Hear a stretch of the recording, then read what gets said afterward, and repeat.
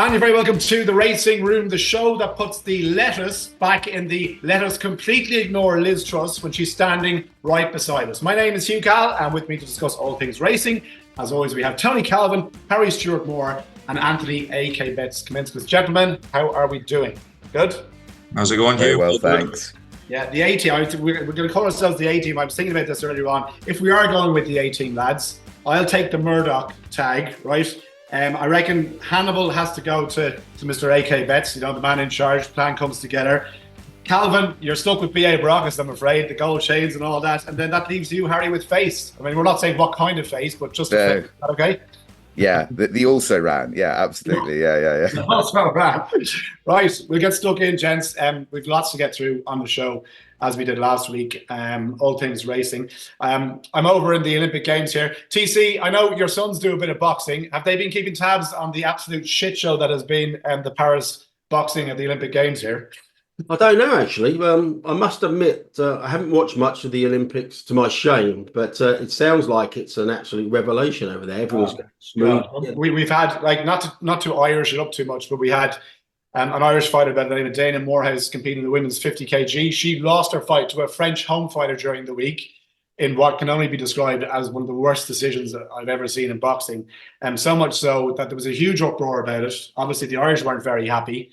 And it turns out that two of the judges that were used to score the fight had previously been banned under the IBA, which is the International Boxing Association, from judging for taking bribes over the last few years. The Olympic Council think it's okay to use them there, and we get the decision like we had. It's gone absolutely crazy. We also have two boxers competing who, and I don't want to get too stuck into this because it's a bit of a legal trap, but have tested positive for high levels of testosterone among females and also XY chromosomes, which doesn't happen if you're XS and strictly female.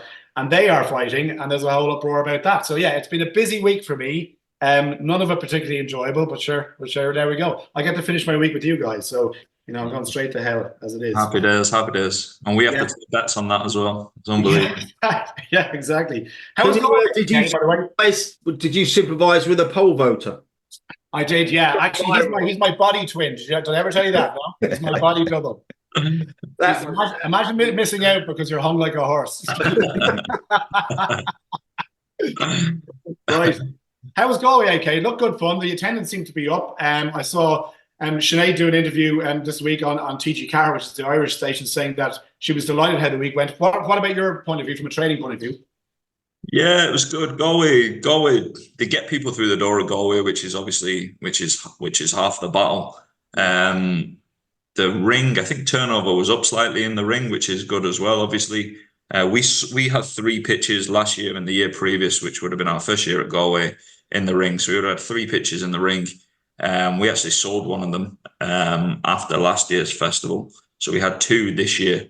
And business held up. Like, it was fairly, I'm looking at my numbers here now, fairly steady on the week for as similar enough turnover to what it was last year. Basically, I think Galway, just from a shape of race perspective, there are a lot of 17, 18 runner handicaps, and Irish bookmakers bet a quarter the first 4 on course. And you do get the uninformed people who don't understand maths coming up to you and saying, why are you not 5 places? Well, it's because we're a quarter of the odds, and quarter of the odds makes a massive difference to your return if you get a placed horse or the winner. So you tend to bet a lot of races very, very tight. Like, even if you're betting I think there's a question later on about betting percentages. So with those quarter of the first 4 races, you might be betting the win market to 135, but your place market will be bet to dead on 100.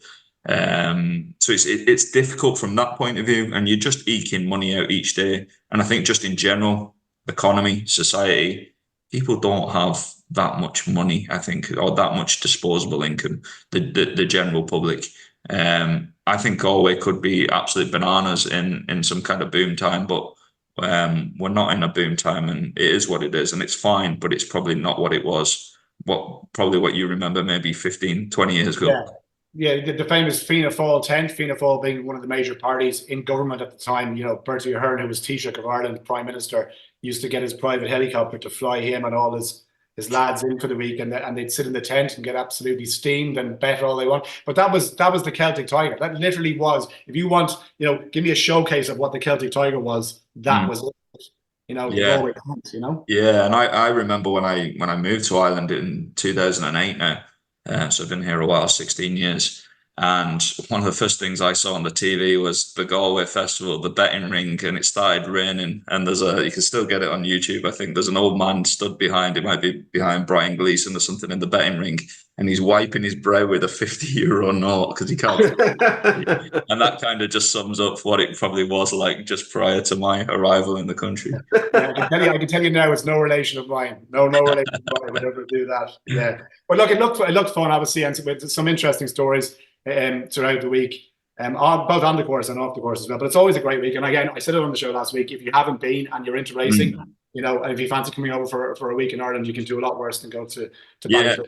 Yeah. As a social side, the social side of it, if punting isn't your bread and butter, I think just as a layman as well, I think it's class from the Wednesday, Thursday, Friday are the three main days, and it's just absolutely hopping at the track each day. Monday evening seems to be the surprise card of late. It's Monday evening's absolutely hopping. Tuesday obviously has to be the day where it suffers based on every other day of the week being absolutely fine. It kind of tapers off a little bit towards the end. Yesterday they didn't get the weather yesterday, but the crowd kind of tapers off after 7 days on it. Yeah, well, you know what, we have a question actually on some of the entertainment. TC put the shed out over the weekend, and one against the grain on that. We'll come back to that a little bit later on.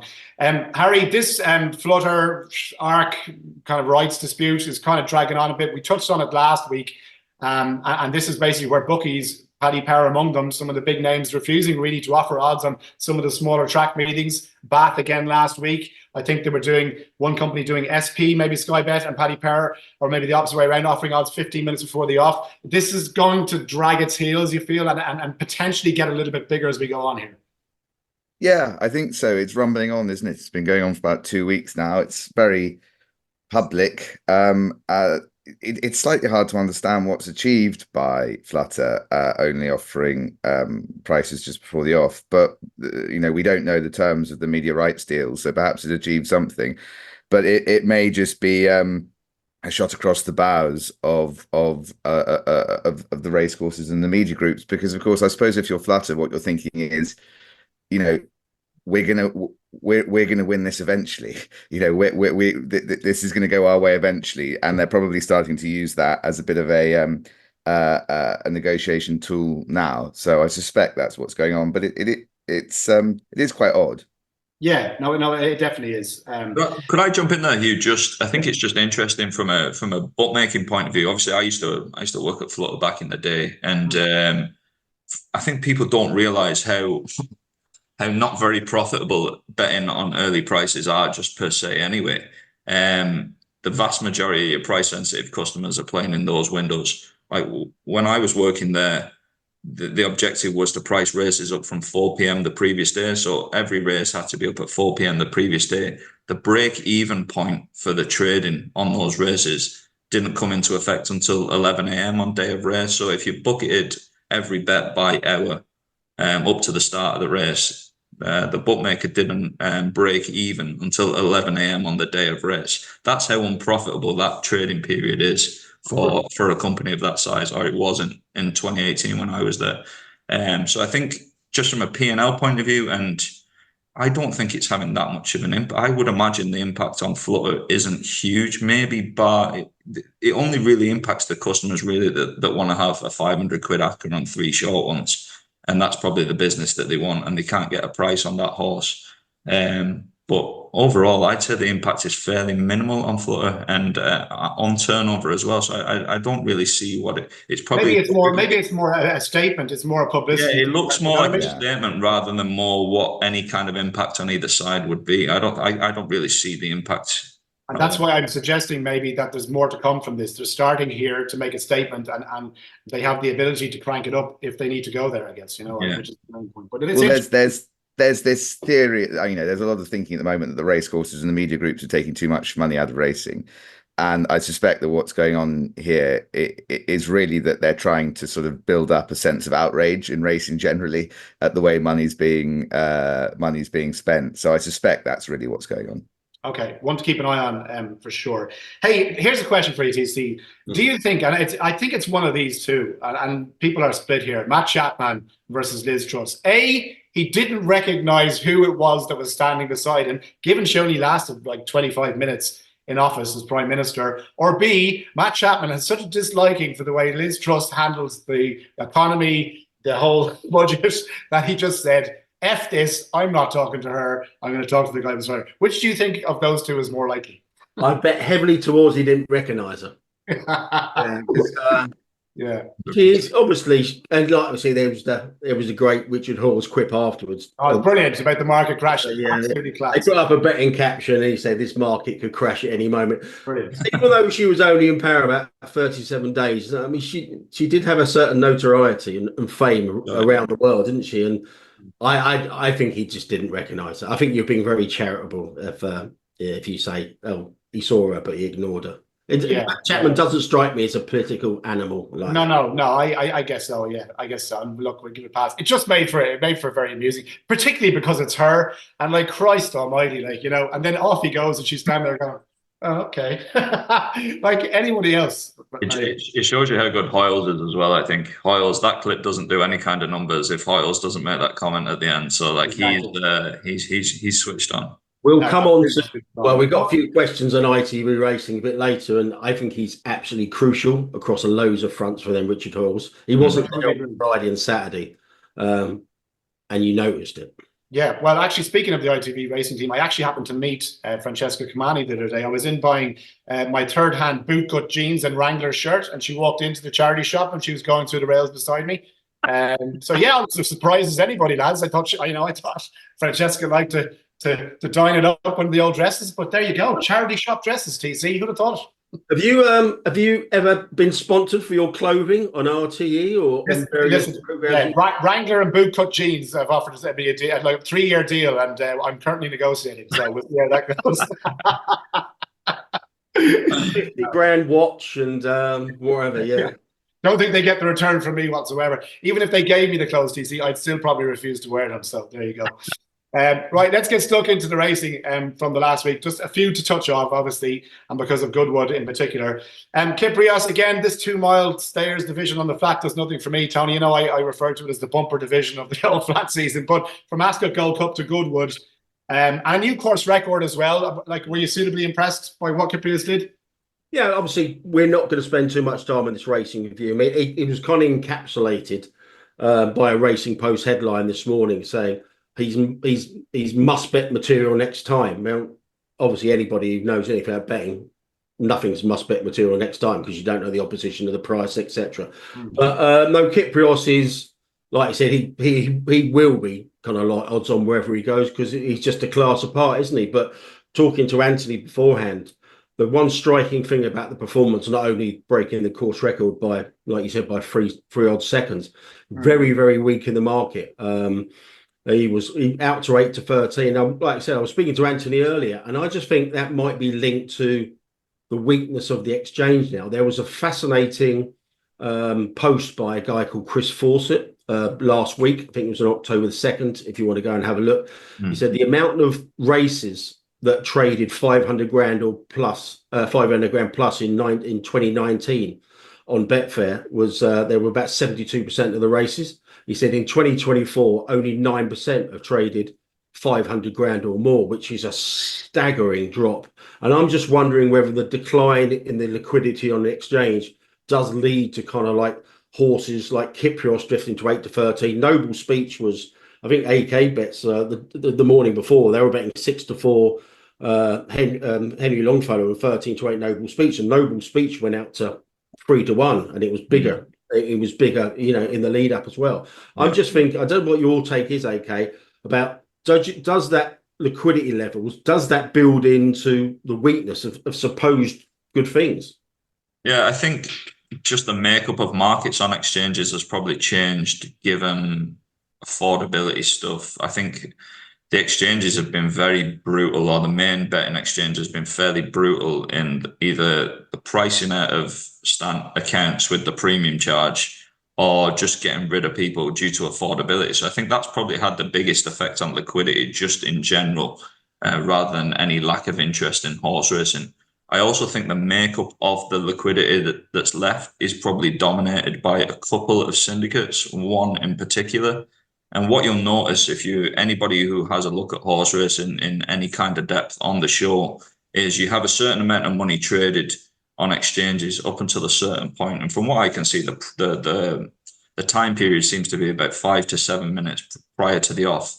And then the makeup of the market just changes dramatically. And that's either, I don't know enough about it, but I'd imagine that's either a model getting switched on and betting more aggressively to what that model says would be my guess, if I had to guess. And you can see markets and prices flip-flopping all over the place.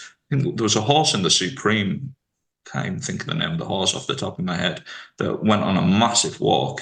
And that was a good example of it. And you just get massive fluctuations in prices just at that price point. Like we see it on the on course, like you'd be sat there, you'd be trading away. You obviously have the exchange open, you have your own prices, you have the bets you're laying. And then the exchange will absolutely just go haywire in that time period for a minute or two until it settles down again. And that's just an injection of liquidity with somebody at the end or towards the off of a race just having a different opinion to the market at that stage. And we saw that with Kyprios. Kyprios was very, very weak on the off. So I'd imagine that the model men closer to the off were seeing that as a negative. Notable Speech was a massive, massive negative. We laid probably, I think it was actually 11,000.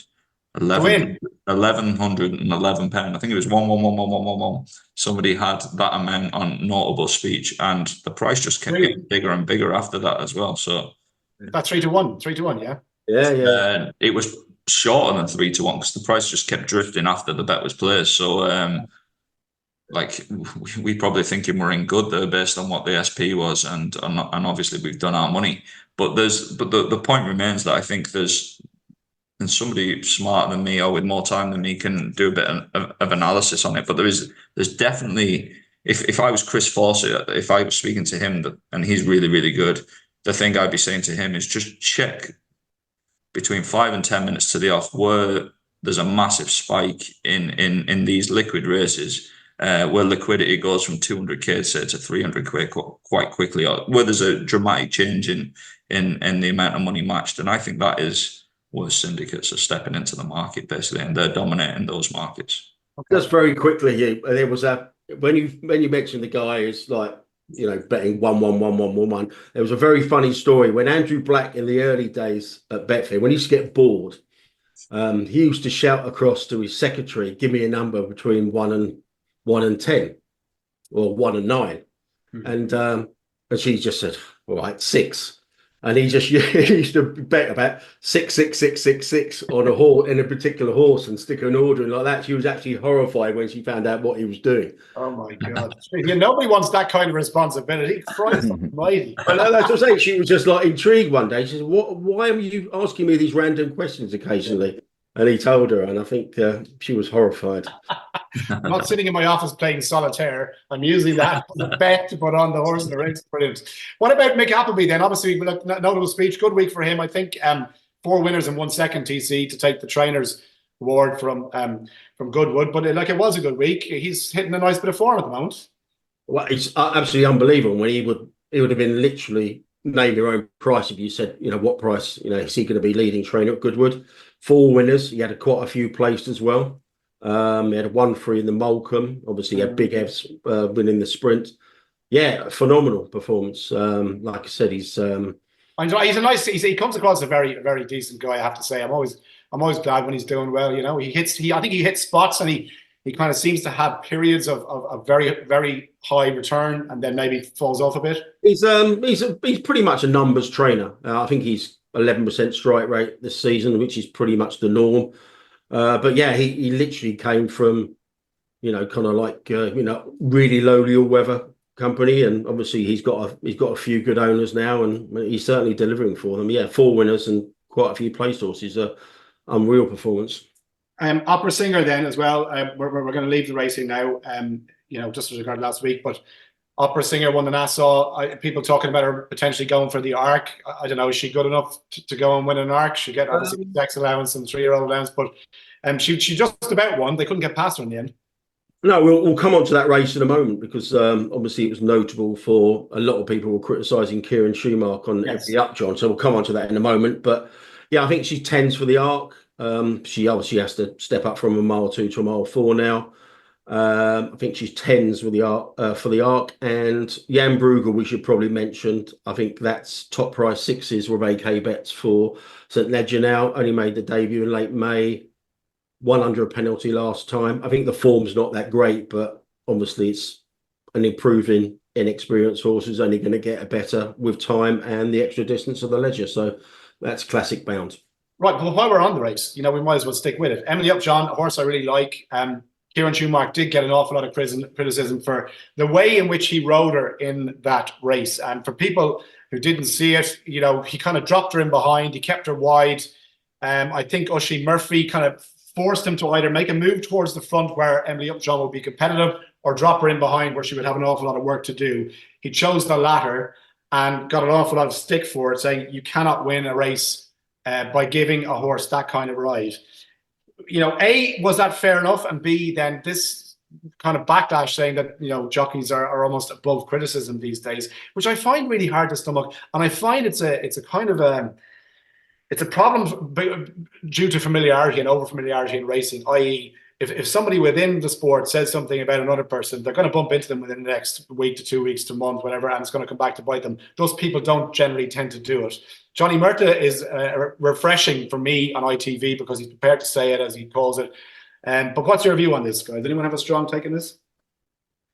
I'll kick off here. I mean, it's not only kind of like you're going to bump into him next week, you can bump into him about 20 minutes later because you got, and obviously if they take real umbrage at a line, they'll say, right, I'm not going to give you an interview. And when you've got a race every 30 minutes on terrestrial TV or RTE or whatever, you can see why they will be loath to criticise. And it's notable that Johnny Murtagh came in and was kicking off at various points because obviously he's going to get a plane back to Ireland. He doesn't have to deal with the fallout in the preceding days, is he? No, it's a strange one. Presumably, well, you cover a lot of sports. Presumably, it's not unheard of for other sportsmen to be criticised, but it's because people just link it because it's a betting sport. It's funded by punters. People just assume if there was an injudicious ride or a poor ride or whatever, people always link it. Oh, that jockey's bent and whatever, which is totally out of order. But I think justified criticism is absolutely fair. And a lot of people are having a pop at Kieran Schumacher at the moment, and he hasn't got that bad a strike rate for Gosnell. He's a bit below par, but nothing major. I thought that was a bit unfair for Emily Upjohn myself. I mean, a lot of people think very differently, but she was drawn 10. She was posted wide. It was just kind of like highlighted by the fact that Ryan was only 2 stalls inside her. He got to the fence and made all that kind of like encapsulated, the criticism for Schumacher. But no, I've got no problem as long as it's justified. As long as you don't go overboard with it. A lot of people say, "Oh well, you're pocket talking and whatever." I've always insisted that you should have, if you've got a financial interest in the race, it gives you more scope to actually comment rather than less. And I think so too. And if you're allowed to have an opinion on a horse, you're also allowed to have an opinion on the jockey sitting on top of the horse and the decisions that they make. And how they ride it. And just on the criticism thing, obviously myself and Mr. Beckett, I've never actually met the man, but obviously I used to have a bit of crack, with how I perceive his first name, Rafe, in England, and obviously it's different in Ireland. And of course, he came over to Ireland last year and won a couple of races, and I was presenting at the time. So I just ran and hid myself in the handicap toilets for 3 hours, hoping he wouldn't get his hands on me. So that'll tell you, I'm happy to criticise when I'm here in Ireland and it's across the border. But if anyone comes to actually take me on, I'll just run away. That's the best way to deal with that. But look, anyway, what do you think? Sympathy, with this criticism and stuff. I know it's like, it's easy for people with social media now to tag jockeys in, right? And just call them whatever name under the sun, most of whom haven't the first clue what they're talking about, really. It can go overboard when people lose their money. And I think you need to draw the line between personal criticism and maybe, just a fair comment about what a jockey has done on a horse, right? I think that's right. I mean, the problem is you can't draw that line in the age of social media because people just lose all sense of perspective when they're at their keyboards, particularly ones who don't have to give their names when they're doing it. There are, I think it's also worth bearing in mind there are an awful lot of journalists getting a ton of abuse in racing from the same people who are giving abuse to the jockeys for not holding people to account, not as they see it, not holding them to account or not criticizing them. So I think TC's point is key really, which is that I think that broadcasters and journalists are nervous of being seen to start a pylon, basically. Yeah, exactly. And you don't want that. And I thought it was interesting, right? And this brings us on to our next story. So Alec Vakansky picked up a 28-day ban, TC, for failing to ride out on Power of Twins at Bath, I think on Friday, right? Now, it looked like obviously a genuine mistake on his part, but I went through some of the comments underneath the race footage that went up on Twitter, and actually people were quite reasonable in what they said. So it looked like a genuine mistake, shouldn't be too hard. 28 days is fair enough. Don't go any further. So, there does seem to be some nuance to the debate when people can see a genuine mistake versus maybe other situations, if that's right. This is a curious one because I found that as well. People are more forgiving about genuine mistakes. I mean, he got 28 days, and 28 days is a lot of money for a job. People are a bit blasé about that. Just say, oh, it's 4 weeks, over 4 weeks without money. Yeah. So I think a lot of people are sympathetic there. A lot of people are obviously a lot more venomous in their criticism about jockeys. They're found to be kind of not trying their best on the horse, and often they get less than 28 days. Harry might correct me here because I think punters are more forgiving of a genuine mistake than they are if they perceive a jockey not to be trying or prove to be not trying. Yeah, and I guess the other side of it is, and this again came into the debate after the race there, 28-day ban for Alec for a genuine mistake. And how often do we see, jockeys holding horses at the back, blatantly not giving two rats' ass whether they, come into the picture or not, and the stewards ignore that. So I guess it's the perceived inconsistency as well. One thing is fine, the other isn't. And look, that's, I guess, where people struggle to draw the line. We did have, just going back to Galway for a second, Harry, I know Katie Brown isn't too happy with the Irish Horse Racing Regulatory Board, and they're saying they are harassing her and that she's been treated wholly unfairly after Petrol Head was withdrawn from the Galway Hurdle. Primarily, it seems, well, from her point of view, because of his previous connection to Ronan McNally, who, of course, is serving a ban at the moment. So he was absolutely smashed in the market, 16s into 5. Obviously, if you're a supporter, you think he has a fair bit in hand. But what do you make of this overall? Withdrawn from the market, Katie not too happy. It's a bit of a mess, isn't it? It is a mess, and the reporting of it makes it very hard to understand, in my view, what's actually gone on here. The trainer seems to be apoplectic over what she calls harassment. She says that the IHRB were following her and the horse around the place. It just kind of depends who you listen to, really, on this, because on one analysis, it's just a positive adverse analytical finding, which means the horse can't run. On the other hand, it could be really nothing, because this clenbuterol, clenbuterol is appears to be. It was reported that it was race day only prohibited, but actually it's prohibited at all times, depending on who it's administered by. If it's not administered by a vet, it seems to be prohibited at all times. So the question appears to be, how did the substance get into the horse? Because the trainer is saying she had nothing to do with that. She doesn't know how it got in. Hair samples can go back a long way.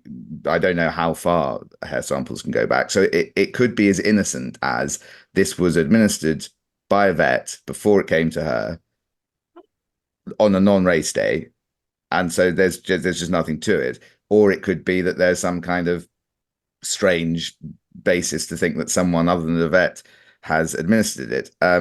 So I suppose that what is a bit odd is it's all happened so close to the race. I think it was only tested a couple of days ago. And again, that's not really been explained as far as I can tell. No, and Brown insists, sorry, quickly, she says she didn't administer any prohibited substance to Petrol Head, and said that the regulator didn't want Petrol Head in the race, the Galway Hurdle, because of the publicity it might attract because of previous connections, which is, I mean, that's a big reach, that's a big, yes, that, right?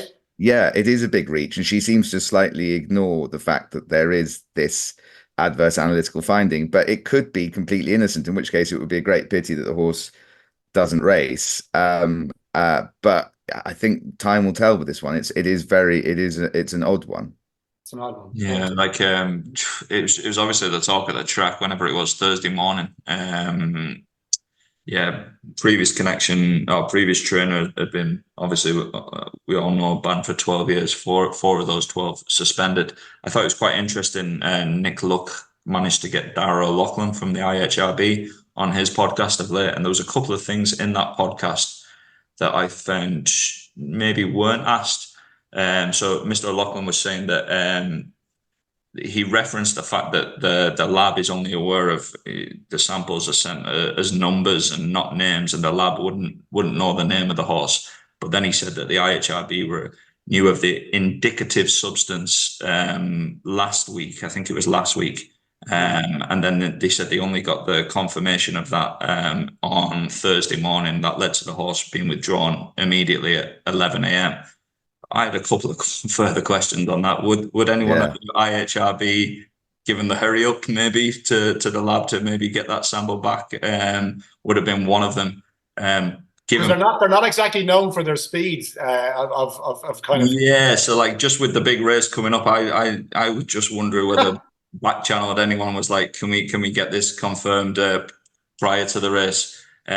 Also mentioned obviously the her sample that was taken at Bellewstown.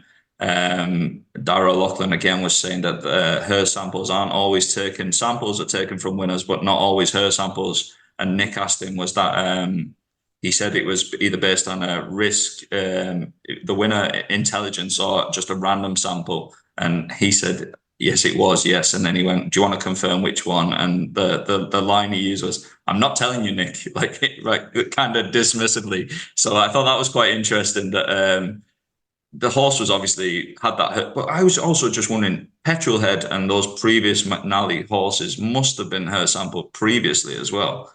So I think there's probably much more to come out here. Okay.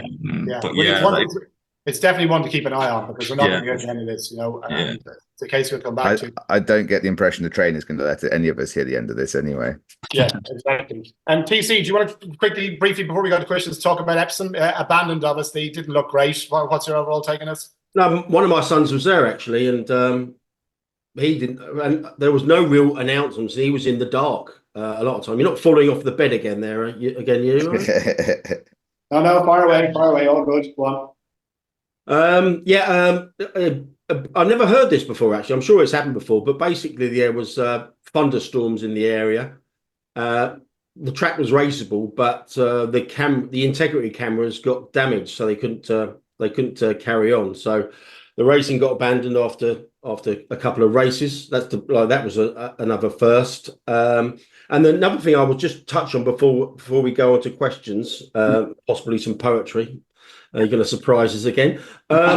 Is Stewart's inquiries? Obviously, there was Jabara got disqualified. 5-2 favourite got disqualified, and Rokia got the race. But a lot of the focus on that was, well, from my point of view, is the jockeys involved. Obviously, they give evidence. We see that. I think Jim Crowley on the horse that got awarded it. I think he won that particular battle with James Doyle. That led me to ask, we can all see what's happened there. Do jockeys really only need to give evidence to that degree? I think in places like America, it's literally a phone call at the side of the track, very brief, and the stewards make their own decisions. And obviously, following on from that, people are asking, if we can hear the jockeys, why can't we hear the stewards deliberating? Now, why do you think that is, Harry? Do you think that's because they simply it's none of everybody else's business, or do you think I think possible reason?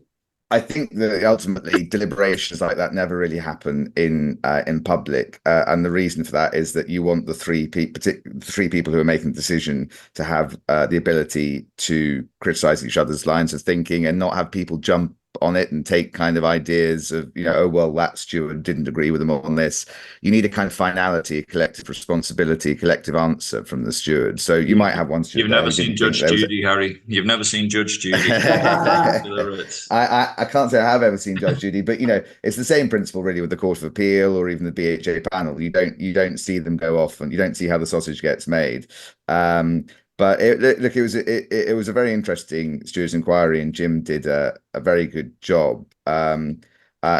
Which doesn't surprise me, because I've seen Jim being cross-examined in the High Court. And he was very impressive then, and I thought he was very impressive in the room. But I thought James Doyle was pretty good, and I just think that his point wasn't accepted by the stewards, which is that they started on the basis that there was interference, and that was for me the wrong basis to start. They don't really seem to question, was there interference? What was the manoeuvre? A legitimate one. Roger Varians, described it as taking Jim Crowley's lane. But you're allowed to do that. You're allowed to take a lane as long as you're doing it safely. And James Doyle made I thought a very good argument, but just seems to have not worked or been ignored. Which is that what you're seeing Crowley doing there is not checking his mount. It's realizing that he's now got an obstacle to go around and coming out off the rail to go around it. So if you read the steward's report, it starts, I just took a note of it, it starts with an inquiry was held to consider the placings after interference on the run to the line. So that's the starting point. There was interference. There's no room for manoeuvring, that there was no. If you start the inquiry on the basis that there was interference, then who is actually sitting down to think, was there interference? And I think there's a good shout there wasn't. Yeah, that's a really interesting point. And equally as well, it kind of extends out, and I don't want to kind of, bring in a rugby analogy here, but Tony, the TMO process in rugby is so transparent. The crowd knows what's going on. The audience at home knows what's going on. The players in the pitch are told step by step, this is what happened. This is the way we have viewed it. This is the level of sanction, and here's mitigation if it applies. And everyone's fully informed. Racing, I think, needs to grasp the nettle on this and be more transparent. Yeah, obviously, I watch a lot of rugby as you do. You can tell if the TMO has got a very different opinion from the referee on the pitch. He will take them through the process, and if the on-course referee, the referee on the pitch, actually dismisses that, he said, "No, can you look at this again? Can you look?" He actually kind of like guides him through the process. And at the end of the day, the referee on the pitch will make the decision, but the TMO will if his initial point is dismissed, he will say, "Do you want to have a look at that again, please?" and stuff like that. So I think it's fascinating. You might not get the right conclusion all the time, but I'd like to see the process. And so what if the stewards disagree? That's why I have 3 people in there. Just jumping back in very quickly, I do think there is arguably a change in the approach of the stewards at the moment, which is to sort of correct the results of races as they see them, rather than necessarily to correct them because interference has changed the result. The result that you talked to the other day, which we spoke about last week, was again seemed to be the stewards sort of going, well, I don't think the best horse won the race, but the best horse very often doesn't win the race, and it's not the job of the stewards to correct that. It's the job of the stewards to step in when interference has changed the results of the race. And I think that's a mission creep that racing wants to avoid. I think Sunderland Till I Die got a mention last week, but the original of that genre was Big Ron Manager, and I think Big Ron Manager showed you the incompetence behind the scenes. And I think if you saw the stewards deliberating, I think there'd be so many holes in it that they just couldn't do it, I'd imagine. Yeah, I think you're right. No comment. Just as a postscript to that, I don't know if it's true or not, but I saw another interview that kind of hinted at it, that they won't be appealing because apparently the 2 sets of owners are cousins. So, yeah. There you go. That's another one to separate the horse racing is full of nepotism and everyone knows everybody. Jesus Christ, right. Okay, questions. And thank you to everyone who has sent their questions to Tony Calvin on social media. Mike Quigley, it says, pre-racing entertainment at Galway on first 2 days was horrendous. Monday, very loud drummers in several areas. Was on Tuesday before racing. There was definitely disco music through the PA. Happy with live music between the races, but I can't remember it being this bad. What are the views? Well, before you come in here, AK, because you were there, I wasn't. Like, I mean, I'm all for racing doing as much as they can to kind of broaden the appeal to people. If that's, you know, drummers coming in or whatever like that, great. If it works, fantastic. But what do you think? Yeah, obviously my team have spent the week down in Galway. I was only there for Wednesday to Friday myself. That coincided probably more with the social crowds and things of that nature. I personally was pitched up on the taut line, which was about 10 yards away from all the best dressed lady activities that were going on, which had its advantages, but had plenty of disadvantages as well. And that was just the sound of the speaker system and the inane chat about dresses for the length of the day. I suppose it's a large percentage of the crowd is probably there for that, and we probably need to be mindful of that as well. But yeah, it was the speaker system was exceptionally loud at Galway, which I think has probably wound quite a few people up, I'd imagine, and of the race going and interested in horses. The amount of people that were there that weren't watching horse racing, that were just milling around at like hat shops behind our stand, was absolutely off the charts. So I think it's you're mixing and matching too, but like I said, there was plenty of feasts for the eyes there, but the ears were probably the poor recipients of the other side of it. Yeah, no, and I agree with you there, and like, in fairness to Galway, they do cater a lot, you know, for outside the racing as well. So I wouldn't be too harsh on them. That'd be fair to say. TC, are you a big fan of the old racing entertainment when you go? Is it more of the bands and the music than the racing yourself? I don't mind it, but you know, if there's music after racing, a lot of the times they only turn up halfway into the racing, don't they, to get their pitch for the music. But yeah, I get there early for Bongo's Bingo or whatever it was at Newcastle. Yeah. Okay. But I did some research on that. Apparently, it's 8 to 12 grand. You can hire them. So that's AK Betts' Christmas party sorted. Lovely. I've told you, Tony, Christmas party. We only throw dwarfs like the Wolf at Wall Street. We don't play big bongo. Ben Reed says, what are your thoughts on the early betting over rounds at Galway this week? Flutter have been going at least plus 3% a runner in their overnight markets. The race won by Tail Ships on Friday was plus 4% runner at 7 p.m. On Thursday, 80% over round, and punters have simply no chance on those terms. Yeah, like I think we alluded to it earlier, that how the P&L for bookmakers prior to 11 a.m. on day of race is probably not great. I think, listen, if you're betting in big races, I think it's absolutely fine. I think if you're betting in poor races overnight or early in the morning, that game was 10, 15 years ago. That's not the game now. It's kind of, those prices are more honey traps, if anything, and punters probably need to wise up to that. Okay, fair enough.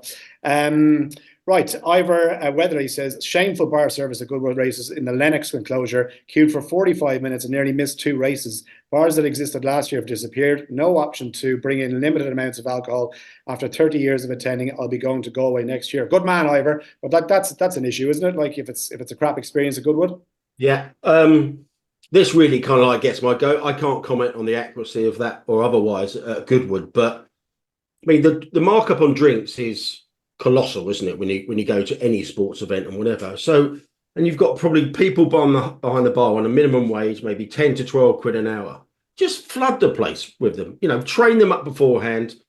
You know, give them 12, 14 quid an hour. They'll make their money back if they're serving drinks within about 2 minutes. So I really don't get why some tracks are understaffed. They're underprepared. They're undertrained.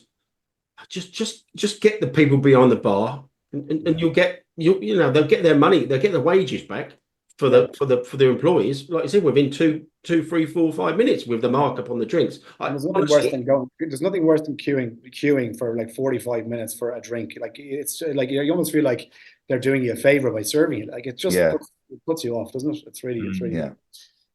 Shane says, do you see dramatic change in the horizon for Irish operators and customers with affordability checks or deposit limits? Do you see any legislation change in the autumn? Authentication codes to protect customer accounts being hacked should also be brought into consideration. AK, even you do this? Not particularly, to be honest with you. Keeping a loose eye on things. There's probably people with more detailed knowledge of this than me. I just know from a bookmaking point of view, just without wishing to bore anybody about the turnover tax again, but we don't really actively market to Irish customers. If you're an Irish customer, we'll happily take your bets and please open an account with us. But you're so expensive to serve, even under the current legislation, that we basically market fully into the UK at the moment. Did the question mention the change in the legislation? That's not a runner, is it, Harry, or is that feasible? Well, Irish legislation is not my speciality by any stretch of the imagination. Over here, the affordability checks can be brought in under what already exists, the Gambling Act. It's in the power of the Gambling Commission to do it, basically. The licensing system is a bit more rudimentary in Ireland, as I understand it, AK. I don't think there's something equivalent to the Gambling Act. So, we keep hearing about massive reform of the Irish system at some point, and I think it's somewhere floating around in the statute books. But I would say that they want to look at a lot of the stuff we've done here and do the opposite, frankly. Well, that's kind of not what happens. Like, I think Ireland, just in general, on legislation, tends to look at the UK and copy it 5-10 years later. That tends to be the way things happen. The gambling board over here the job is with the head of that is from the Residential Tenancies Board, a lady from the Residential Tenancies Board. If you look at that organisation and renting just in general, it's probably not in great shape. And also, I think we were looking just at the gambling board and the makeup of it, and they were basically advertising for risk officers on 32k a year in Dublin. Now that might sound a lot of money if you're living in the north of England, but 32k in Dublin gets you a house share and gets you a room in Dublin. So I'm just worried of basically the ability and the competence of the people that will actually be staffing this organisation. Okay. Burton Doncaster wants to know the panel's views on ITV racing coverage. Does it serve racing well? For what it's worth, I find it unwatchable. I certainly wouldn't find it unwatchable, and I watch a lot of it. I guess it depends what you're after. Their viewing figures constantly would point to decent numbers, Tony. You only tend to hear when they are decent numbers. Obviously, the Derby this year was very bad. I think they only got 1.3 million viewers, but I think there's two arguments here, isn't there? One, the viewer has never been better served, because just last week you had, the Champions full gallop on Friday night. We didn't touch upon that. I don't know whether we watched it. I didn't personally, but you had obviously 5 days of glorious Goodwood. You had they trialled ITVX extra races on that after racing on the Friday.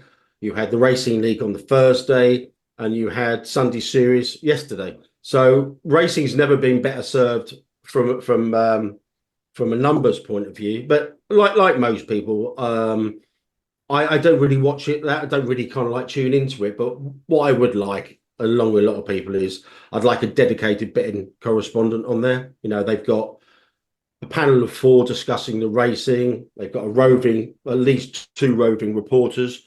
Why don't they have one dedicated betting person? And the 99% of people, 90% of people tune in, because they've had a bet. Just serve them a lot better than it is, because when they do try to do the betting, it's a bit of an embarrassment. And it was notable that it suffered on Friday and Saturday when Richard Hoyles, who doubles up as a commentator and the betting point of contact, when he wasn't there, and they sent Ed Chamberlain out into the ring on the Friday and Saturday, which didn't really work. But no, it's ITV racing is not aimed at people like me, so I think we should cut them a little bit of slack. But I think the lack of a betting angle. Yeah, I think again, it's not aimed. It's terrestrial TV, so it's not aimed at people like us. But I think it also there's a miss. There's the knowledge gap there is what the people at home actually want, and they're betting. They're betting. You need to serve the betting people.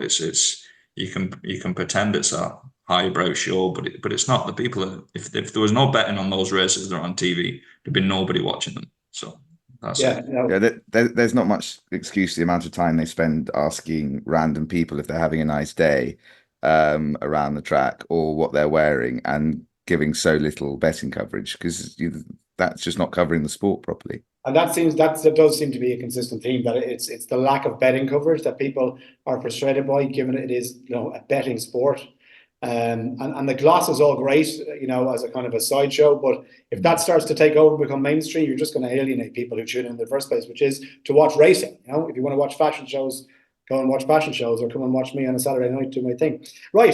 Paul Atwood says, your views on the standard, this is kind of on the same boat with your views on the standard of racing presenters, mainstream and racing channels. How many times George Baker says chilled walking around the paddock, where the jockey needs to keep things nice and smooth? No one seemed too willing to criticise anything, i.e. Murphy's ride on Relentless Voyager. Is that a bit harsh? Nobody's prepared to say that wasn't?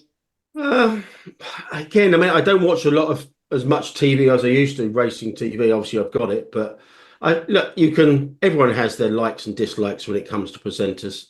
So it'd be a bit unfair to pick out George Baker there. But again, I mean, like racing TV, they don't really they don't have a dedicated, you know, betting preview show. I mean, I used to do one, and that finished in 2018, and that hasn't really been replaced. And they have their kind of like PR people interview from their bookmaker sponsors, and I think there's a lack of depth even on the dedicated channel. I mean, I think Sky Sports Racing trialled it once on a Friday a few years back, just literally a betting focus on the day, and they ditched it after that. I didn't see the light of day again. So I just find the lack of detailed betting content, I find it absolutely mystifying. I really, really do. If you've got Luke Harvey as a roving reporter, if you've got Matt Chapman doing the interviews, if you've got 4 people there, you've got, you know, your commentator who's doubling up as your betting correspondent. You've got to have that. If you just ditch one of the 4 pundits, well, one presenter, 3 pundits, ditch one of those, or ditch Luke Harvey. Just do it properly, and it could be just a studio-based angle. I mean, I really don't get it. Yeah, my preference would always be for racing TV. If I'm watching one myself, and I think that's just unless RTE is on, right? Though. Oh yeah, of course, yeah. Of course, RTE, yeah. Glad you said that.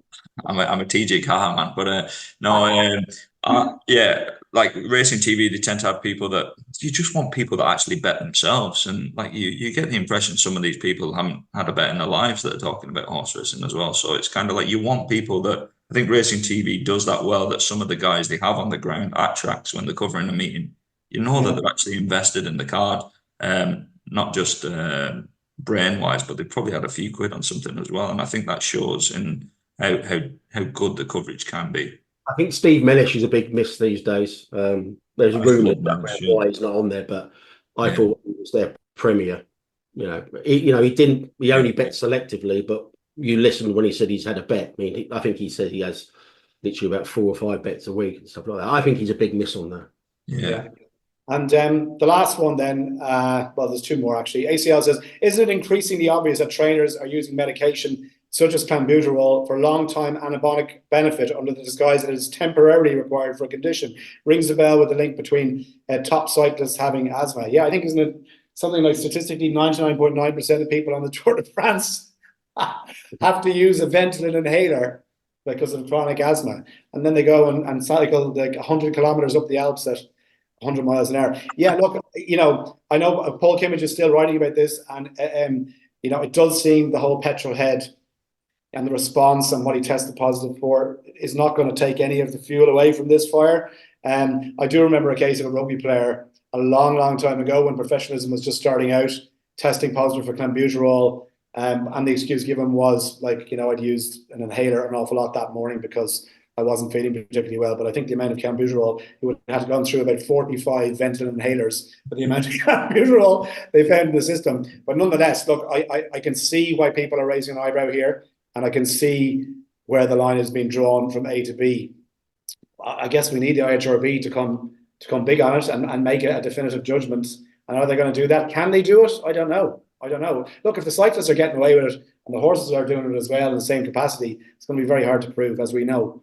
across most of these things. The science of doping is ahead of the science of catching them. And then last one, any thoughts on the N62 charging customers on all gambling transactions? Disgrace. I don't even know who N26 are, to be honest with you, but if it's a bank or something like that, it's an absolute disgrace. Like, yeah, it's like this was brought up by someone on X, and it by the looks of it, it's not great, is it? But no. We'll probably go into that more in a later show when we've got Harry on board. Okay, gents, that's about wraps it up for today's show. My thanks to the A-team as always, and under serious pressure from Tony Calvin, I will leave you with this one. The horse Henry Longfellow is really not good. He doesn't win races when really he should. No doubt that the lads will send him out to stud, but the horse Henry Longfellow is really not good. Steward's inquiries are a dastardly sort. We hear bullshit from jockeys in some kangaroo court, and the verdict comes through without pause or retort. Yes, Steward's inquiries are a dastardly sort. The new King of Galway is fit for a crown. His head has been measured. Dermot Wells stepping down. 5 wins out of 5 as his rivals turn brown. Ross O'Sullivan, Ballybrit, just give him that crown. And what of Noel Meade and his Pinkerton raid? The gent of Irish racing getting handsomely paid. And Bell JJ Slevin with the stick as his aid. This lad's fast, not slow, in the winner's parade. The going stick's gone and it's not coming back. The good firmly soft and the firm has gone slack. It's enough to give Calvin a third heart attack. The going stick's gone and it's not coming back. And last but not least, we had a prime trussy mess. Didn't Chapman spot Liz in her white shiny dress? We'll give him a pass. Let us leave Chappers rest. Richard Hoyle's market crash was racing cons at its best. Until next week, folks, take care.